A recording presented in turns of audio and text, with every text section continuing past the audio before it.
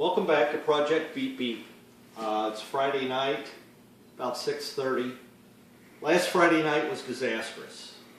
Back and forth with Dr. Diff on emails till 1 o'clock Saturday morning. Dr. Diff, being a great guy, he sent me a replacement master cylinder, but he kept saying I was bench bleeding it wrong. So part of this video is not just for the average guy's blog, but it's also some evidence for Dr. Diff. If you come over here, you can look. I took the old brake lines that were on Beep Beep. I flared, cut the lines, flared them. I have clear plastic tubes. I've got new brake fluid in there. We're going to take the wooden dowel and slowly bench bleed the master cylinder. Before I go too far with that, this is a bleeder out of the front caliper, and what I have here is some high vacuum grease. This is actually used in the mining industry. No, I did not steal this from work. This is an expired tube. It expired in 2015, so they give them away when they expire. Vacuum grease is just that. It's for use whenever you have a vacuum or want to make a vacuum. It's used in a lot of cables that go on a mining vehicle to keep water out. Why am I going to put vacuum grease? I'm going to put vacuum grease around the top couple of threads of the bleeder and around the base of where the hose will go on the bleeder. Why am I going to do that? Because I've thrown in the towel on gravity bleed and the pump, the pedal method. Last Friday was disastrous. So I bought a Mighty Vac. I've got my good luck charm here with me. Hopefully he'll help me tonight. He wasn't here last Friday, so maybe that was the problem. I bought a Mighty Vac. This is a hand vacuum pump. Basically, what the procedure is to draw a vacuum with the bleeder closed. We'll draw about 10 inches of vacuum on a closed bleeder. And we'll make sure it doesn't bleed down, that the vacuum grease is not allowing any air to bypass the bleeder. Then crack the bleeder just a quarter turn and try to maintain 10-15 inches of vacuum and try to evacuate the line. Now, as soon as I see fluid flow, I'm going to have to stop. You can't let the master cylinder run dry.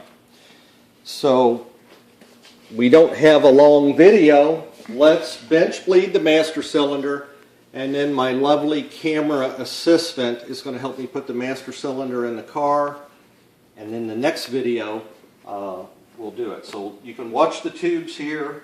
I've got the wooden dowel.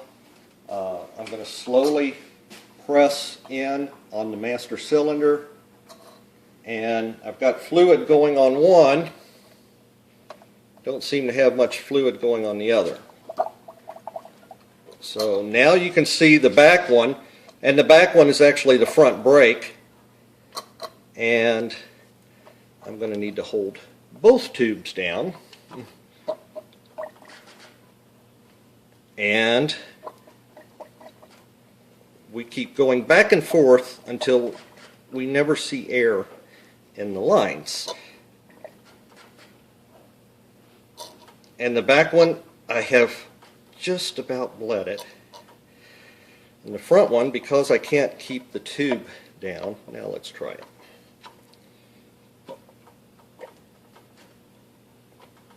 Okay, so the front one's bled, and the back one looks like it's bled. One more. I still hear a little bit of gurgle. Yep, I'm still getting some air.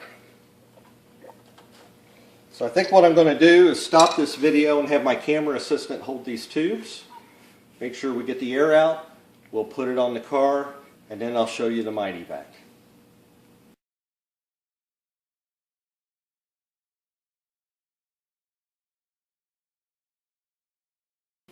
Welcome back. Project Beep Beep on the Average Guy's Restoration blog. I'm sure you're tired of seeing these wrap-up videos every Sunday of defeat. I'm kind of tired of doing it too, and this is another defeat video. So a little bit about the Mighty Vac. I had the rear brakes bled in less than 5 minutes.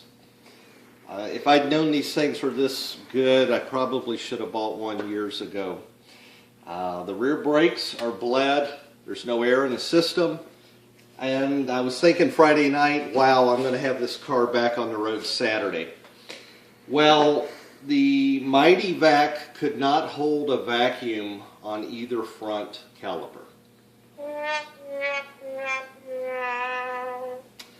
So we're sucking air somewhere in the front disc system. And I took each line, the steel lines, the line from the master cylinder to the proportioning block, put it on the Mighty Vac, put my finger over one end of the line. Every line holds a vacuum. I doubt the caliper seals are bad on both calipers. So we've got to figure out what's going on here. And it points to maybe the proportioning block. I went back, put a little vacuum grease on the proportioning block. I don't know why I can't hold a vacuum on both front calipers. Now my friend Ron, who's owned lots of Mopars, very knowledgeable, he has some ideas about resetting the proportioning block. And when I get back to it, I'll talk about that when I start my next weekend of trying to get Beep Beep back on the road. It's going to be several weeks before I can get back to the car. I'll be traveling and I've got family coming in from out of town. So that's why I wanted to do this wrap-up video. It'll be a while before you see me on the blog.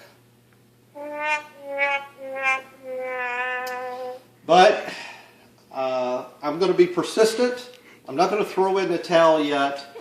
And we'll see you in a couple of weeks. Thanks for continuing to watch.